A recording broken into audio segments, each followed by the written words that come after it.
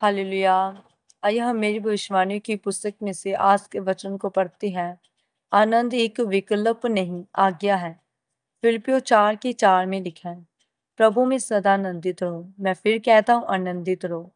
मेरे प्रियो, बाइबल में जब हम प्रेरित पौलुस के बारे में पढ़ते हैं तो लिखा है, प्रेरित पौलुस कहता है, प्रभु में सदा आनंदित रहो। सदा आनंदित होने का मतलब ये नहीं कि आप चंगे हो तब आप आनंदित हो, या आप आनंदित हो क्योंकि आपको आज आशीष मिली है। अगर कल आशीष नहीं मिली तो आप क्या करोगे? और यदि आप चंगाई या आशीष ना मिलने पर आनंदित नहीं रहेंगे तो आप अपने जीवन में दुखी रहेंगे। मेरे प्रियो, आपका आनंद कभी भी परिस्थितियों के अनुसार नहीं होना चाहिए, बल्कि आपको इस बात पर आनंदित होना चाहिए कि आप स्वर्ग जा रहे हो। आप यीशु मसीह को जान चुके हो, वचन को जान चुके हो और उद्धार की राह पर चल चुके हो, क्योंकि शैतान ये देखता है कि अगर आप पैसे से ज्यादा प्यार करते हो, आप अपने परिवार को परमेश्वर से भी ज्यादा प्यार करते हो, तो वह आपके पैसे पर, परिवार पर अटैक करता है।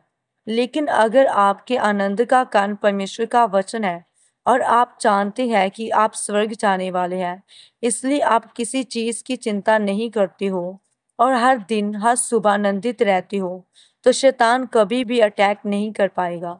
इब्रानियों 8 अध्याय उसकी 15 से 17 आयत में लिखा है, क्योंकि तुमको दासत्व की आत्मा नहीं मिली है कि भयभीत हो, परंतु लेपालकपन की आत्मा मिली है, जिससे हम हे अब्बा, हे पिता कहकर पुकारते हैं।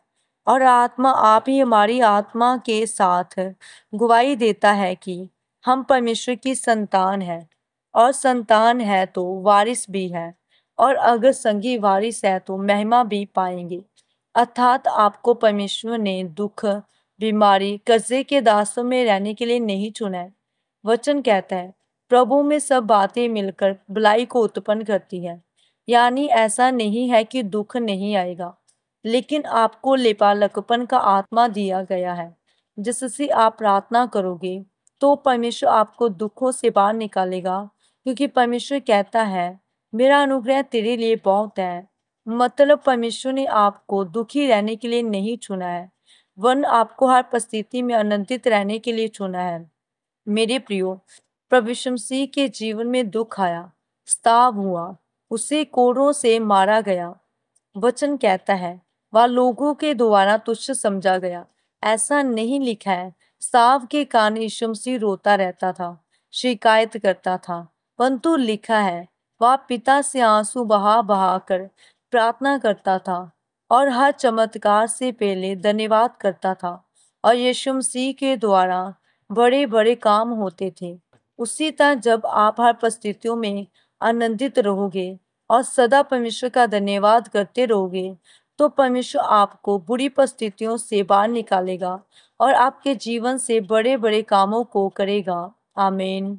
आइए हम मिलकर अंगीकार करते हैं। सर्वशक्तिमान परमेश्वर, इस वचन के लिए मैं आपका धन्यवाद करती हूँ।